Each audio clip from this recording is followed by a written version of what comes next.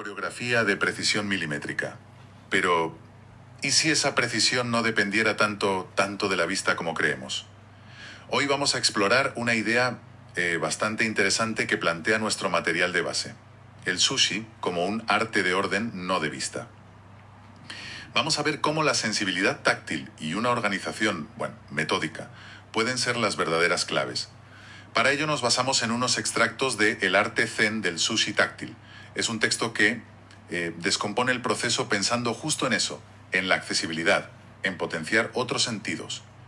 La misión hoy es entender cómo la estructura, la secuencia y el tacto, pues permiten abordar esta disciplina culinaria. Exactamente, porque no se trata solo de seguir unos pasos y ya está, sino de comprender toda una filosofía donde el orden y la percepción sensorial, sobre todo la táctil, guían la creación. Vamos a desgranar un poco la historia relevante, los tipos de sushi, desde esta perspectiva, claro.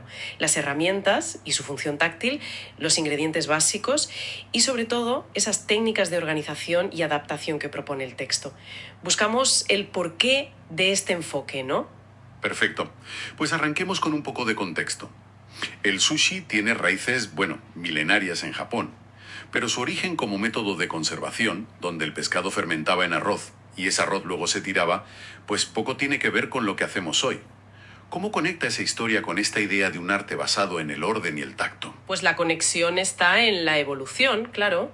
Al pasar a comer el arroz, ya avinagrado, junto con otros ingredientes, el sushi se convirtió en una búsqueda de equilibrio sensorial. Hablamos de texturas, el arroz pegajoso pero suelto, el pescado firme, el alga nori que a veces cruje, también temperaturas, sabores, el ácido del vinagre, el dulce del azúcar, el salado. Y esta búsqueda de armonía exige atención al detalle. Según este enfoque, esa atención se puede canalizar perfectamente a través del tacto y la organización, no solo de la vista. La filosofía de fondo es de precisión, de cuidado en cada elemento. Entendido. O sea, no es solo mezclar cosas, es construir una experiencia sensorial que esté equilibrada. Y eso nos lleva a los tipos de sushi. El texto menciona los más comunes, sí, pero los analiza desde su, accesibilidad táctil. ¿Cuáles son los ejemplos clave que ilustran esta perspectiva? Pues mira, el texto destaca una progresión bastante interesante. Por ejemplo, el chirashi, que es el sushi esparcido en un bol, lo presenta como el punto de partida ideal. ¿Por qué? Porque elimina toda la complejidad de enrollar o de formar piezas perfectas. Aquí la habilidad táctil se centra más en preparar bien el arroz, sentir la textura de los ingredientes al cortarlos y, al ponerlos en el bol, pero sin la presión de crear una estructura, ¿sabes? Tiene lógica, sí. Minimiza una de las partes que más pueden intimidar al principio. Y después del chirashi, ¿qué vendría? Luego sugiere moverse hacia formas ya más definidas, pero que aún sean manejables, como el temaki, los conos de alga, o el inari, que son esas bolsitas de tofu rellenas. El temaki es muy libre, sientes el alga, la rellenas, no hay un corte preciso, es muy directo. Y el inari, implica rellenar una bolsita que ya está hecha, es contener el arroz. Ambos te introducen en el manejo del relleno y la forma, pero de una manera contenida, digamos. Vale. Y supongo que el siguiente paso ya es el clásico maki, ¿no? El rollo con el alga por fuera. Correcto.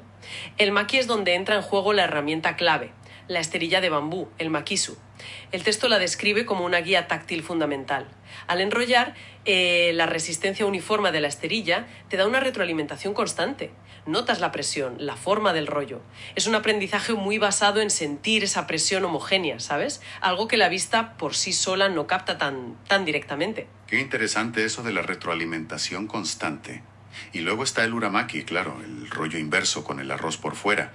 Mencionan que es un desafío táctil extra porque es más pegajoso. Pero el culmen de la técnica táctil, según entiendo del texto, sería el nigiri. Exactamente.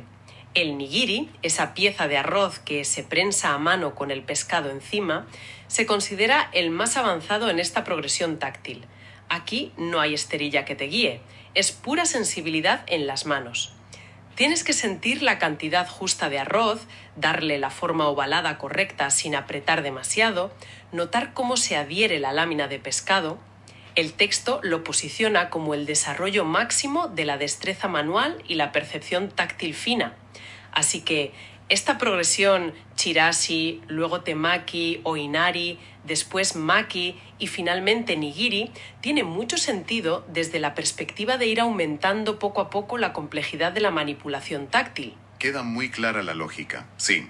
Ahora, hablemos un poco de las herramientas.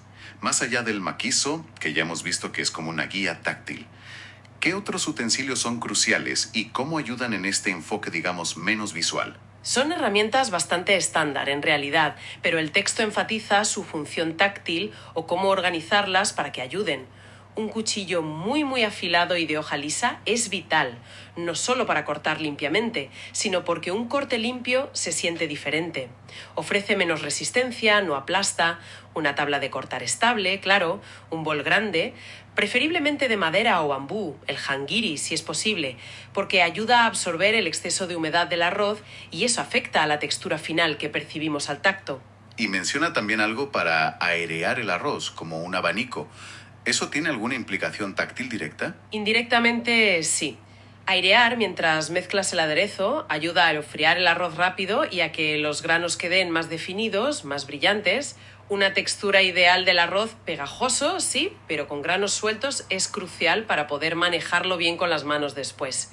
También se necesitan tazones pequeños, uno para el agua con vinagre, para las manos, otro con agua limpia, la soja, y algo que remarca como esencial: paños húmedos, siempre a mano.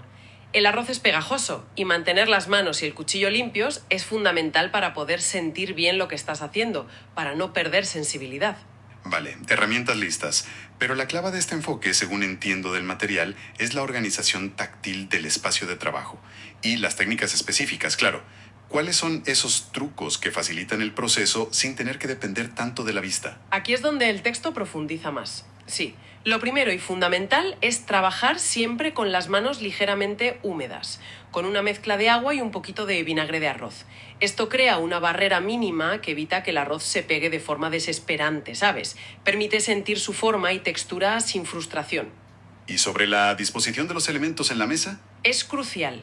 El texto insiste en crear un mapa mental fijo del espacio de trabajo.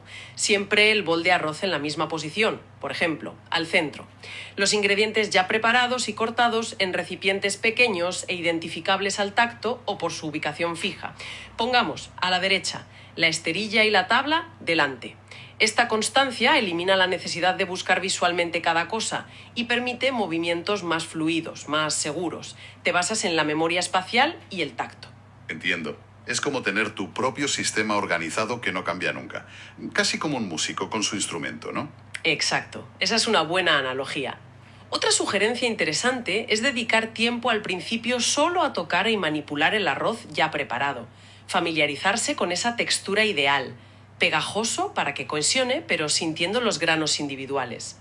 Es como calibrar el sentido del tacto.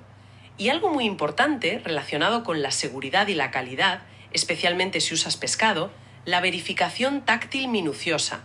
Antes de usar el pescado, palparlo con cuidado para detectar y quitar cualquier espina. Es un control esencial que el tacto realiza perfectamente. Muy práctico, sí señor.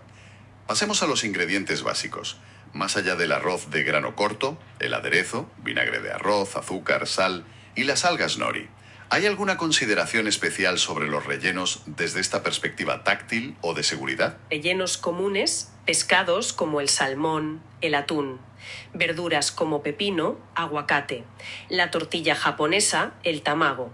Pero hace mucho hincapié en la seguridad, sobre todo si se está empezando o si hay dudas sobre la Servicios en manipulación. grabación de la